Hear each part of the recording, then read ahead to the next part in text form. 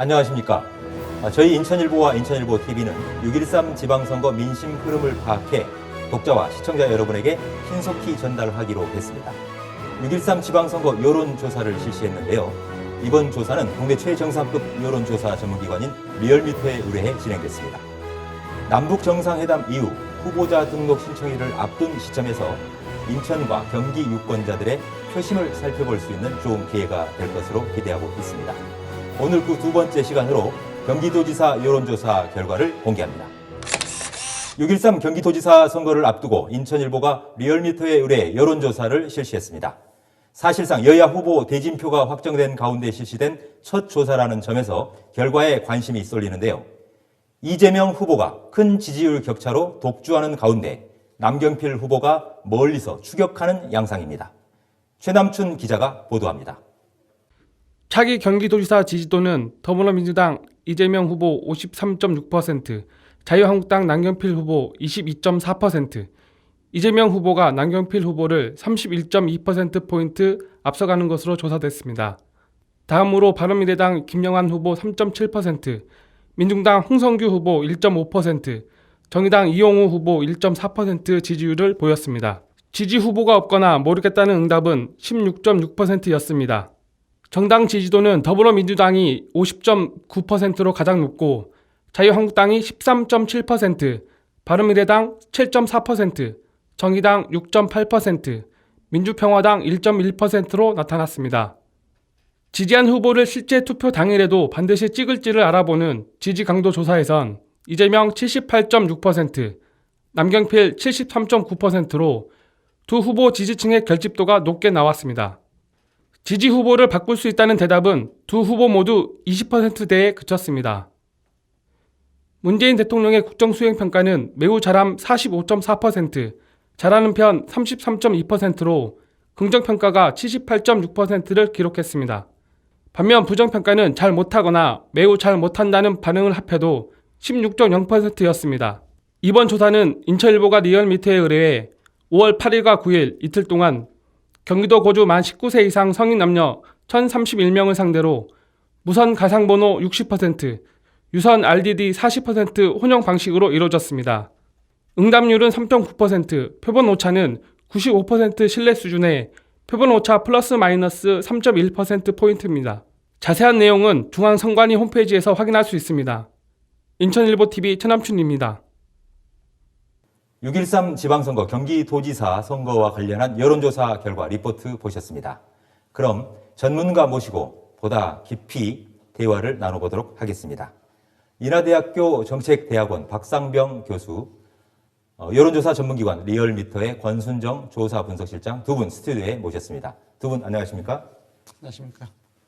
네, 권 실장님 우선 이번 경기도지사 여론조사 전반적인 상세 개요를 설명해 주실까요? 네, 이번 조사는 8일과 9일, 5월 달입니다. 이틀 동안 경기도 거주 19세 이상 유권자를 대상으로 최종 1,031명의 응답을 받았습니다. 무선 가상번호 60%, 유선 RDD 40%, 전화면접, 자동응답, 혼연 방식으로 실시했고 응답률은 무선 가상번호 전화면접 21.3%, 유선 자동응답 5.7%, 유선 RDD 자동응답 1.8%, 전체 3.9%로 나타났고 표본 오차는 95% 신뢰 수준 플러스 마이너스 3.1%포인트입니다. 표본의 대표성 확보를 위해 2018년 4월 행정안전부 주민등록 인구 통계 기준 성, 연령, 지역별 가중치를 부여했습니다. 네, 경기도지사 후보의 지지도와 그리고 당선 가능성 조사를 진행을 하셨죠. 네. 예, 조사 결과 물론 리포트에 앞서 VCR 나왔습니다만 조금 더 자세하게 여론조사 결과를 설명해 주실까요? 예, 더불어민주당 이재명 후보가 53.6%가 나왔습니다. 절반을 넘겼습니다. 자유한국당 남경필 후보가 22.4%, 한 30%포인트 이상 차이가 납니다. 네. 바른미래당 김영환 후보 3.7%, 민중당 홍성규 후보 1.5%, 정의당 이홍우 후보 1.4%, 기타 후보 0.8%, 없음, 모름, 무응답 16.6%가 나왔습니다. 당선 가능성을 잠시 보면요. 조금 더 격차가 벌어집니다. 더불어민주당 이재명 후보가 60.6%가 나왔습니다. 자유한국당 남경필 후보는 지지율보다 약간 떨어집니다. 20.7%가 나왔습니다. 네, 그렇군요. 경기도지사 후보자에 대한 지지도 조사 결과를 보면 박상병 교수님, 네. 그 1위를 차지하고 있는 더불어민주당 이재명 후보, 그리고 2위인 자유한국당 남경필 후보, 이 1, 2위 차이 격차가 무려 30%포인트 이상의 차이가 나고 있거든요. 네. 이 부분은 우리가 어떻게 볼 수 있을까요? 지금 우리가 보통 이제 선거하면은요, 우리 한국의 선거 정치하면은 선거 정치의 지형을 가르는 변수가 뭐냐라고 얘기할 때 주로 이제 정착자들은 제일 큰 것을 프레임이라고 얘기를 합니다. 선거 구도라고 얘기를 하죠. 네. 구도가 어떻게 갈라지고 있는 것인가가 가장 중요한 것 같아요. 아니, 그러면 지방선거도 그러냐? 지방선거도 그렇습니다. 네. 아프지만. 두 번째가 뭐냐면은 그 구도를 뛰어넘을 수 있는 이슈가 어떤 이슈가 있느냐. 제일 중요한 거거든요. 그 다음에 이제 인물과 정책이 있습니다. 이게 옳다의 문제가 아니라 그렇게 형성되어 왔다는 것이죠. 이번 같은 경우에는 구도로 보면은 사실은 야권 같은 경우에는 지금 존재감도가 발휘하기 어려울 정도로 열세입니다. 그럼 구도 자체는 대체적으로 여권 성향이 우세한 거죠. 대부분 다 비슷합니다. 대통령 지지율이라든지 정당 지지율 등등. 그럼 이것을 뛰어넘을 수 있을 만큼의 이슈가 있어야 될 텐데 지금의 이슈는 제일 중요한 것도 남북 정상회담, 북미 정상회담 이런 거란 말이죠. 그러면은 국민들의 관심은 야당한테 별 관심도 없는 거예요, 지금. 네. 그러니까 주로 이제 집권당 쪽에 쏠리다 보니까 이런 상황에서 여론조사를 하다 보니까 대체적으로 집권당의 후보들한테 쏠리는 것이고 인물을 보더라도 또 괜찮아요. 그러다 보니까는 지금 이재명 후보나 남경필 후보나 김영환 후보 인물로는 다 괜찮습니다만은 큰 프레임과 이슈에서 여당 쪽으로 표 쏠림이 가속화되고 있다. 지지율이 이렇게 보시면 되겠습니다. 네. 그런데요, 이왕 말씀 나왔으니까 네. 박 교수님, 현재 더불어민주당 이재명 후보가 지금 더불어민주당의 후보로 확정은 돼 있지 않습니까? 네. 그렇지만 이 내부 경선 과정이 아주 치열했어요. 네. 그 과정에서 후보 간의 이 검증 또 네거티브 양상이 있어서 이 공천 후유증도 적지 않다고 그렇게 얘기가 들리고 있습니다. 그렇죠. 그렇다면 결국 자유한국당 남경필 후보가 이런 열세 상황을 만회할 수 있는 지지율 반등의 어떤 그런 기폭제는 마련될 수 있지 않을까 이렇게 볼 수도 있을 것 같은데. 그건 저는 그러지 않을 것 같아요. 왜 그러냐면은 그러니까 지금 이재명 후보라든지 또는 민주당의 내부 경선에서 그 파열음이 지지를 이탈해서 자유한국당으로 넘어갈 수 있지 않겠느냐. 네. 워낙 치열했기 때문에 이렇게 생각도 되겠습니다만 이번 같은 경우는 그렇게 안 되는 이유가 뭐냐면 지금은 제일 중요한 거는 문재인 정부 1기입니다. 첫 해예요, 지금. 집권 1년 차입니다. 1년 차는 앞으로 4년은 더 가야 되거든요. 그러면은 대체적으로 집권당이라든지 문재인 정부 힘을 실어주는 것이 상식적인 상식이에요. 이탈 해본들 얻는 게 별로 없다는 얘기죠. 그래서 이미 초라한 측면이 제일 중요한 것이고 또 두 번째 더 중요한 것은 뭐냐면은 이재명 시장으로 표가 몰린 것은 당내의 주류가 이재명 후보 쪽으로 힘이 쏠린 거예요. 당 지지율이. 그러니까 그렇게 보면은 여기서 이탈할 수 있는 사람들이 별로 없다는 얘기죠. 그럼 그 이탈한 사람이 있다고 칩시다. 그 사람들이 어디로 갈까요, 그러면? 다른 대안을 찾아서 갈 수 있는 인물과 정당이 있으면 괜찮을 텐데 그것도 예치 않다 보니까 그분들은 아마 이재명 후보한테 상당히 상처를 받은 여권 지지층이 있다고 하더라도 투표장에 안 갔으면 안 갔지. 다른 야당을 지지할 가능성은 높지는 않아요. 네, 지지 의사를 철회하거나 바꿀 가능성이 개연성이 굉장히 떨어진다. 높지는 않다. 네. 이런 말씀이시군요. 예, 권 실장님께서는 어떻게 전망하십니까?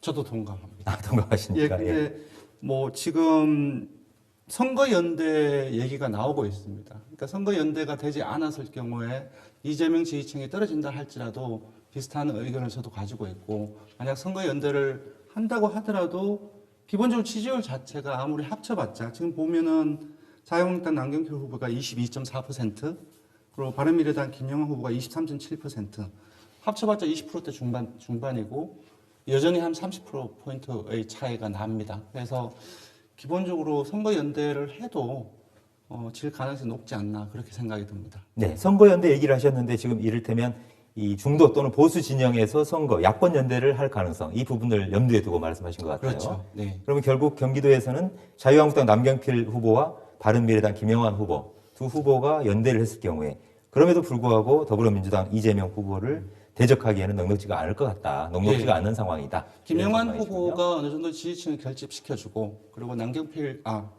후보 맞죠? 남경필 후보가 지지율의 반등을 할 수가 있다고 한다면은 어느 정도 그림은 그려볼 텐데 아까 이제 박 교수님께서 말씀하셨다시피 이후에 펼쳐질 전국 자체가 한반도 대화 전국이 계속 지속되고 있기 때문에 그런 반등이라든지 바른미래당의 지지층을 겹칠 수 있는 여지도 크지 않다라고 봅니다.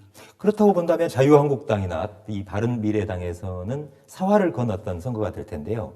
물론 이제 서울, 경기, 인천이 다 같이 맞물려서 돌아가는 측면이 있겠습니다만 이 양 진영의 후보 연대 또는 후보 단일화 이런 가능성은 전혀 배제해야 되는 걸까요? 박 교수님?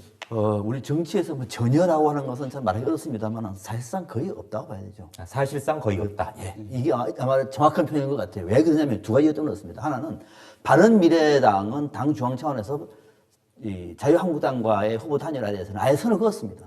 안 된다고 얘기를 했습니다. 그러니까 당의 정체성도 정체성입니다만은 바른미래당이 가야 할 길은 선거연대를 통해서 당선되고 2등되는 문제가 아니라 선거 지형을 바꾸겠다라고 만든 정당이 지방선거에서 불리하다고 해서 누굴 밀어주고 땡기고 하는 측면은 당의 앞으로 가야 할 방향과 맞지 않다 측면에. 두 번째는 두 사람이 합쳐본들 이길 수 있는 가능성이 있으면 또 그나마 또 주변에서라도 나는 싫은데 주변에서 또 단일화 한번 해보시라고 얘기할 텐데 그럴 가능성도 없거든요. 그러면은 사실상 안 된다고 보는데 아마 이 방송을 보는 바른미래당 지지자들은 그런 생각할 것 같아요. 아니 김영환 후보가 기껏 3.7%야? 이렇게 볼 수가 있습니다만 요거는 뭐냐면 참고로 요 여론조사를 할 때는 김영환 후보가 공식적으로 출마 선언을 하지 않았을 때예요. 그렇습니다. 당에서 막 발표가 돼가지고 아마 지금 이 방송이 김영환 후보 들어가서 여야 3당이 가장 먼저 경기도 지사의 투표 지지율을 공개하는 그 방송이 될 겁니다. 그러니까 막 그런 상황을 감안하면은 김영환 후보는 막 당에서 거의 결정됐다는 그 소식이 나오자마자 바로 한 것이기 때문에 앞으로 조금 더 높아질 수는 있겠습니다만 그러나 그렇다 그래서 남경필 자유한국당 후보와 단일할 가능성은 사실상 거의 없다 이렇게 보시면 되겠습니다. 네. 보수 또는 중도 진영의 후보 단일화 이 부분들은 매우 좀 어렵다 이렇게 전망을 하시는 거군요. 네네. 그리고 다만 바른미래당이 김영환 후보를 확정한 게 공교롭게도 인천일보 여론조사가 실시된 바로 첫날이었기 때문에 5월 8일 어버이날이었습니다.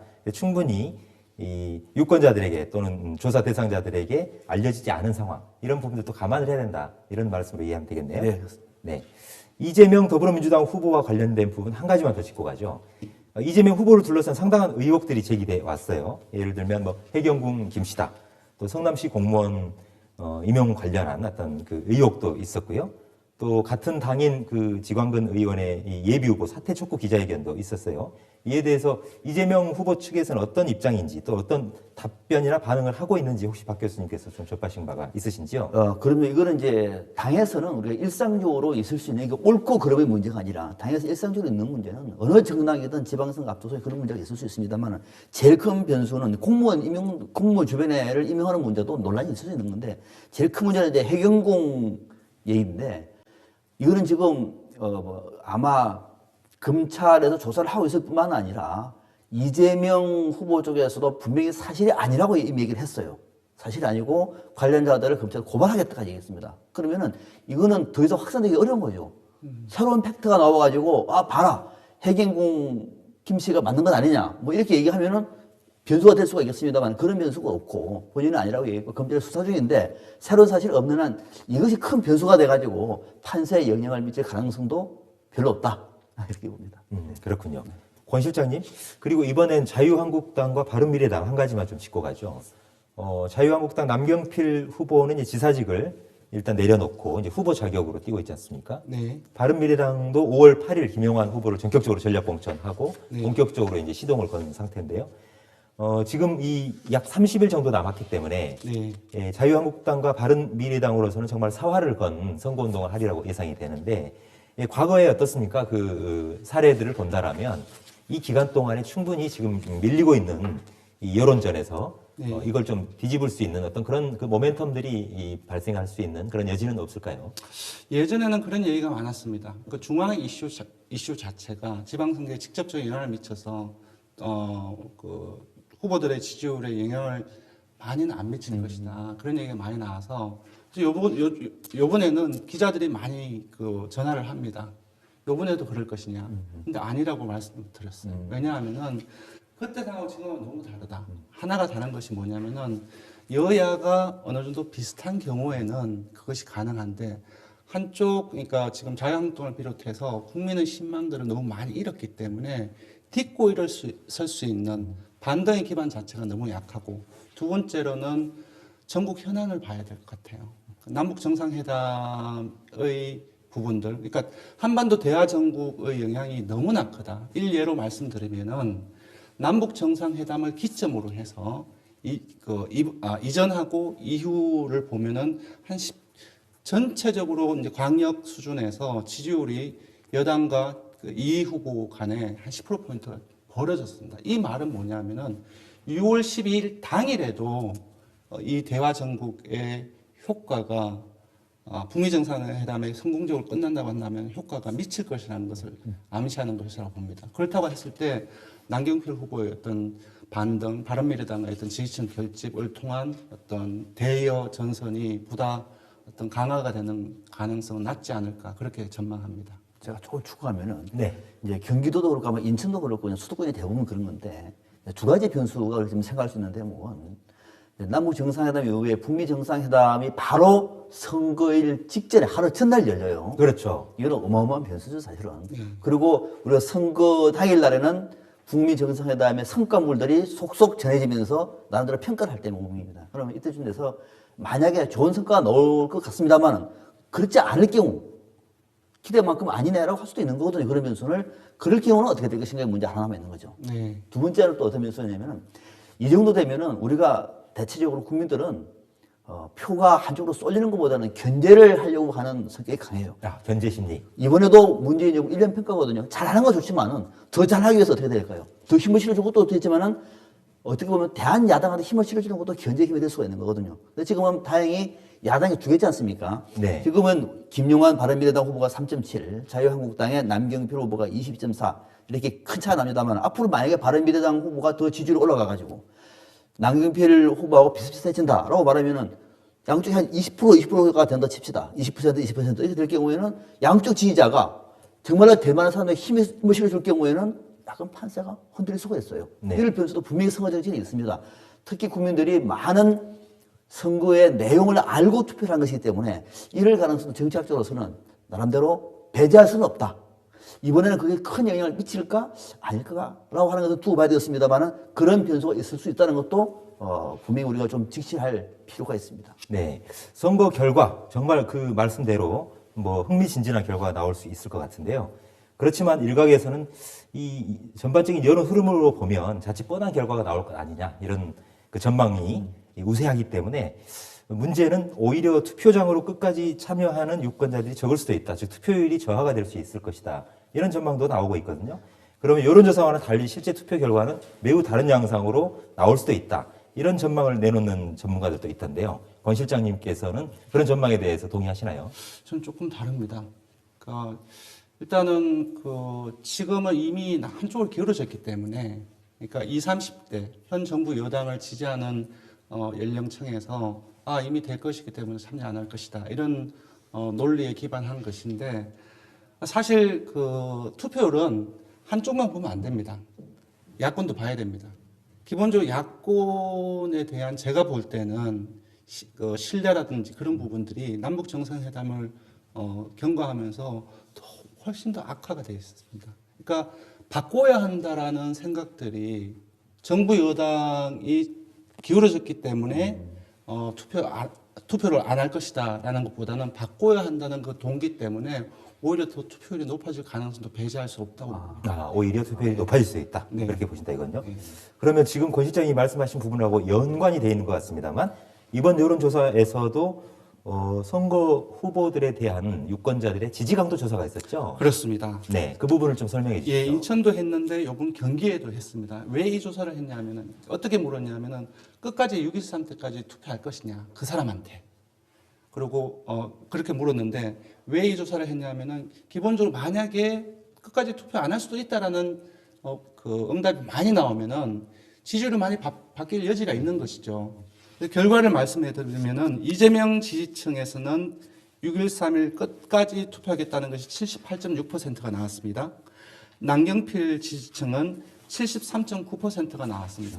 다소 차이가 있지만 70% 이상으로 둘 다 높습니다. 즉 20%대의 변화가 가능하다라는 것이 거의 불과했거든요. 해서 이러한 부분들을 감안을 했을 때 이후에도 현재의 판세가 물론 변동은 있겠지만 또 지속될 가능성이 좀 더 크지 않겠느냐라는 것입니다. 예, 민주당 이재명, 자유한국당 남경필 두 후보의 후보를 끝까지 지지하겠다라는 지지 강도가 굉장히 높게 70% 이상 나왔다는 거군요. 네, 그렇습니다. 네, 네. 크게 바뀌지 않을 것이다. 네. 네. 그렇다면 결국 지금 현재 여론조사, 첫 여론조사이긴 합니다만 앞으로 이제 변수는 물론 있겠죠. 30일 정도 남아 있으니까요. 이 지지율 변동, 지금 현재 이재명 그 후보의 독주 체제가 계속 유지가 될 것이라고 봐야 될까요? 저는 그래 봅니다. 네. 된다고 봐요. 네. 그러니까 이 정도 어느 정도의 이좀 양쪽에 긴장감이 있으면은 알 수가 없어요. 이렇게 말씀을 드릴 텐데 지금은 압도적이고 심지어는 방금 우리 그 실장 말씀하신 것처럼 후보 지지 강도가 뭐 78% 이재명 후보 같은 경우는 90% 하면은 콘크리트거든요, 이거는. 네. 이 정도 되면은 이들 가야 된다 보는데 다만 이거는 지금과 같은 상황이거든요. 정말로 한국 정치에서의 한 달도 중요합니다.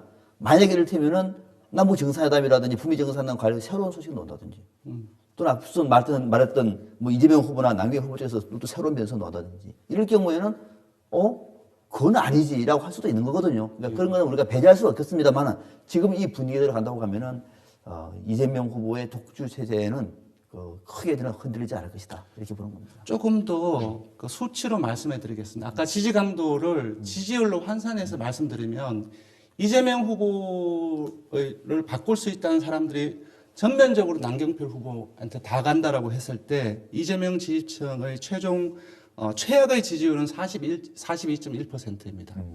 그러니까 이재명 지지층이 이탈하는 것들 남경필 후보가 다 가져간다고 했을 때 남 후보의 잠재 최고 지지율은 33.9%입니다. 8.2%포인트입니다. 여전히 오차범위 바뀝니다. 네. 그러니까 최선을 가정을 해도 오차범위 바뀌의 지금 판세라는 겁니다. 네, 지금 이제 선거판이 그렇다라고 하면 결국 두 후보 또는 나머지 다른 뭐 후보들도 여타 후보들이 있습니다만 이 개개인 후보들의 역량이라기보다는 전체적인 어떤 전국 구도 이런 부분하고 매우 밀접하게 맞물려 있다라고 볼 수 있을 것 같은데요. 문재인 대통령의 국정 수행 평가에 대한 조사도 이번에 같이 이루어졌었죠? 네. 예. 말씀드리면 어떤 결과가 나왔는지. 네, 잘한다는 긍정 평가가 78.6%가 나왔고요. 잘 못한다는 부정 평가가 16%가 나왔습니다. 잘한다는 긍정 평가 중 매우 잘한다는 그러니까 강한 긍정 평가죠. 45.4%입니다. 보통 60%대가 나오면은 대다수가 지지한다고 볼 수 있는데 지금은 80%의 근접한 지지율이 나와 있기 때문에 뭐 방송에서 압도적이라는 표현을 쓰기는 그렇지만 정말로 대다수가 지금 문재인 대통령을 경기도민이 지지를 하고 있는 상황이라고 볼 수 있을 것 같습니다. 정당 지지율은 어떻게 나왔습니까? 예, 정당 지지율도 대통령 지지율과 비슷한 게 나왔는데요. 더불어민주당 여당이죠. 50.9%가 나왔습니다.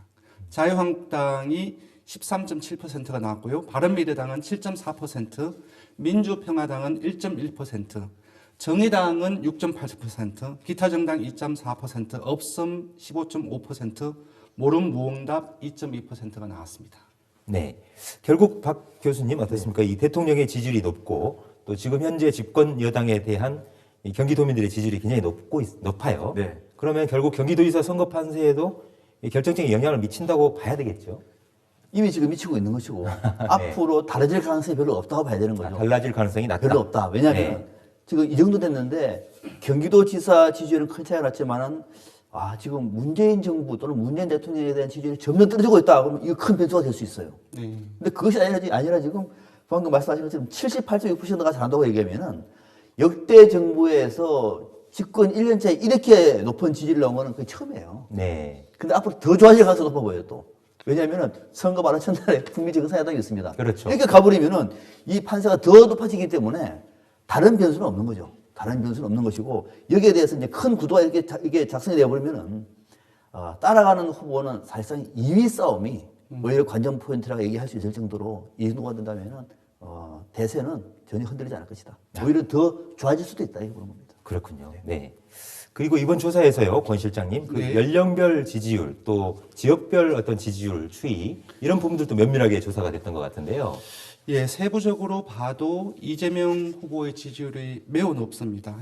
지역별로 보면 뭐 남부 내륙권, 남서해안권 5개의 지역으로 나눠져 있는데 모든 지역에서 고르게 이재명 후보가 50% 이상의 지지율을 얻었습니다.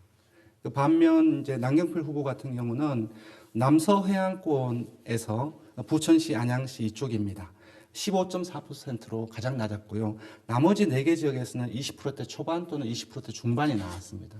크게 격차가 벌어진 거죠. 그리고 연령대로 봐도 모든 연령층에서 60대 이상을 포함해서, 물론 60대 같은 경우는 초박빙이긴 합니다만 포함해서 이재명 후보가 많이 앞서고 있습니다. 특히 40대 같은 경우는 이재명 후보의 지지율이 70%까지 나왔습니다. 반면 가장 높은 남경필 후보가 가장 높은 지지율을 얻은 연령층은 역시 60대 이상으로 39.9%인데 남경필 후보의 이 39.9%에 비해서 오히려 이재명 후보가 조금 더 높습니다. 오차범위 내이긴 하지만. 네. 그래서 지역으로 봐도 연령으로 봐도 전반적으로 전체 분석과 마찬가지로 좀 많이 이재명 후보 쪽으로 쏠리고 있는 형국이다라고 봐야 될 것 같습니다. 그러니까 정리를 해보면 그 연령별 지지층도 아주 폭넓게 이재명 후보가 흡수를 하고 있고 네네. 또 지역적으로도 경기도 전역을 다 아우르면서 네. 폭넓은 지지를 얻고 있다 이렇게 볼 수 있는 거군요. 예, 그렇습니다. 이전 같은 경우는 한 몇 년 전만 하더라도 50대 같은 경우는 자유한국당 후보에서 높았거든요. 네. 50대 이상 같은 경우. 지금은 50대까지도 자유한국당 후보가 아니라 민주당 후보가 지금 가져가고 있는 상황입니다. 네. 경기도는 전통적으로 보면 박 교수님, 네. 이 경기 북부권 한수 이북을 얘기하는 거죠. 네. 북한하고 접촉 지역이지 않습니까? 그래서 매우 아주 보수적이다. 그렇죠. 그리고 특히 안보 이슈에 대해서 아주 민감하고요. 그래서 전통적으로 보면 보수정당 후보들이 주로 많이 자리를 차지해온 경향성이 있었는데요. 그렇죠. 지금 이번 여론조사 결과를 놓고 본다라면 굉장히 좀 바뀐 것 같아요. 예. 아마 많이 바뀔 것 같아요. 네. 그래서 파주에는 땅값이 덜 쓰인다는 말이 나올 정도라고 얘기하면은 기존에 우리가 바라봤던 경기도는 남쪽은 좀 진보 쪽이고 또 이 휴전선 접경 지역은 좀 보수적일 것이다라고 판단했는데 그렇습니다. 예. 시대가 바뀌다 보니까 오히려 경기도 북부 쪽에서 남북의 화해 무드를 더 반기는 측면도 적지 않을 것 같아요. 예. 방금 우리가 지역별로 봤습니다만은 이재명 후보가 골고루 지역마다 골고루 지지를 받는다는 얘기는 과거와 같은 프레임으로 이번에 투표의 성향을 판단할 수는 없다. 그래서 어느 지역이든 심지어는 세대별까지도 대체적으로 다 이재명 후보로 가고 있다는 얘기는 이거는 경기도만 그런 것이 아니라 인천이라든지 또는 수도권과 비슷하게 가고 있는 것이고 전체적으로 이 구도 자체가 흔들리지 않는 거는 결국은 탄탄한 문재인 대통령에 대한 지지율과 맞물렸기 때문에 그런 겁니다. 네. 이거를 이제 큰 이슈라든지 또는 인물로 돌파하기에는 너무도 힘든 싸움을 야권 후보들 하고 있는 것이다. 이렇게 봐야 되겠죠. 네. 그래서 박 교수님, 오히려 일각에서는요, 이게 전체적인 전국 흐름에 묻혀서 조금 전 지적해 주셨습니다만, 지방선거, 그 지역의 대표를 일꾼을 뽑는 선거인데, 오히려 이게 정치적인 어떤 선거로 변질되지 않겠냐. 지역 현안을 해결하기 위한 적임자를 선출하는 데는 오히려 독이 될 수도 있지 않느냐, 이런 우려가 있는 것도 사실인데요. 어떻게 보십니까? 저는 그 대목에 굉장히 불만이 많습니다. 그래. 이를테면 존경하는 유권자 여러분, 이번엔 지방선거입니다. 이렇게 말씀을 정말 하고 싶어요. 지방선거는 경기도지사 선거는 경기도의 정책을 보고 평가를 하는 것이죠. 경기도지사 선거를 하는데 왜 남북정상회담에 왜 나옵니까? 그런데 그게 현실은 그렇지 않다는 얘기예요. 그래서 유권자들이라도 이제는 남북정상회담은 남북정상회담인 것이고 그러면은 경기도의 경제정책, 경기도의 일자리 정책이라든지 또는 경기도의 주요한 이슈들과 관련해가지고 내가 볼 때는 이 후보가 저보다 더 좋아. 이 후보는 안 돼. 라고 편탄하는 이런 정도가 된다고 얘기하면은 우리는 지난번 선거해 봤습니다만은 남북 정상회담이라든지 구도의 중요한 게 아니에요. 정책이고 이슈고 인물입니다. 이렇게 말할 텐데 그렇지 않거든요. 그래서 이번 선거만큼은 보시던 바와 같이 큰 쏠리면서 있기를 합니다만은 엄청난 큰 변수 속에서도 유권자들이 이번에는 큰 구도보다는 그 지역 선거에 맞는 후보들을 골라내려고 하는 노력이 상당히 돋보였다라고 하는 선거로 기록이 된다면은 지방자치의 발전이 아니겠느냐 그런 기대감도 한번 가져봅니다. 네, 매우 중요한 지적을 해주신 것 같습니다. 자, 그럼 끝으로 두 분께서 이번 6.13 지방선거, 경기도지사 특히 선거에 있어서 우리가 눈여겨볼 만한 관전 포인트 또는 전망, 판세 전망 마지막으로 좀 듣고 자리를 매듭을 짓도록 하겠습니다. 네, 제가 먼저 말씀드리면 많은 분들이 후보들의 지지율에 집착하는 경향이 있습니다. 근데 그 지지율이 나오게 된 배경이 있거든요. 그러니까 선거 환경이라고 얘기를 하는데 아까 프레임에라도 말씀드렸고 지금의 후보들의 지지율에 영향을 미치는 가장 중요한 변수 중에 하나가 문재인 대통령에 대한 유권자의 태도입니다. 그리고 정당에 대한 유권자의 태도이고 그리고 유권자들의 소위 말해서 어떤 이념 성향이라고 할 수 있을 텐데요. 아까 말씀드린 그 두 개, 그 문재인 대통령에 대한 태도, 정당에 대한 태도 같은 경우는 사실상 많이 기울어져 있습니다. 그리고 유권자들의 심리, 그리고 보수, 중도, 진보라고 하는 어떤 유권자들의 이념 지형을 보더라도 지금은 진보가 보수보다 한 10%포인트 높거든요. 그것이 한 1년 정도 이상 지속되고 있습니다. 이념 성향하는 것은 되게 상대적으로 안정적으로 가고 있는 거거든요. 이러한 전반적인 어떤 배경들을 봤을 때 사실 남경필 후보 몇 퍼센트, 그 이재명 후보 몇 퍼센트 그것이 중요한 것이 아니라 이전의 맥락들을 본다고 한다면은 어느 정도의 어떤 예측이 가능하지 않을까라는 생각이 듭니다. 네. 박 교수님, 네, 마무리 말씀해 저는 주시죠. 두 가지만 간단하게 말씀드릴게요. 제일 중요한 거는 지방선거입니다. 앞서 말씀드린 것처럼 지방에 경기도의 지사를 뽑는 선거는 전국의 정당 지지율이라든지 큰 구도하고는 다르구나라고 할 수 있는 변수를 만들어낼 수 있는 선거 하나 됐으면 좋겠다는 측면 하나고 또 하나는 경기도지사뿐만 아니라 시장 또는 구청장 등등 나가서 기초의원 다 뽑습니다만 각 후보들을 내가 좋아하는 특정 후보 중심으로 쭉 가는 줄수표가 아니라 각 후보들마다 인물과 정책이 역시 좋아야 돼. 이번 지방선거는 그걸 봤잖아. 라고 하는 선거가 된다고 얘기하면 이 큰 변화 속에서 이번 지방선거는 성공적이었다. 라고 하는 그런 평가를 받기를 한번 기대해 보겠습니다. 네. 두 분 말씀 오늘 대단히 감사합니다. 6.13 지방선거 경기도지사 여론조사 분석 결과 시청자 여러분께서는 어떻게 보셨습니까? 모든 후보의 면면과 정책 그리고 비전을 꼼꼼히 검증해서 1,300만 경기도민의 미래의 삶을 책임질 수 있는 그런 일꾼에게 신성한 한 표를 행사하는 데 참고가 되는 자리가 됐기를 바라겠습니다. 이제부터 6.13 지방선거의 본격 레이스는 시작됐습니다. 오는 24일과 25일 후보자 등록을 시작으로 공식 선거운동에 들어갈 예정인데요. 저희 인천일보와 인천일보TV는 조금 더 판세를 지켜보면서 여러분께 신속한 정보와 소식을 전해드리도록 하겠습니다. 지금까지 6.13 지방선거 경기도지사 여론조사 결과에 대한 특집 방송을 전해드렸습니다.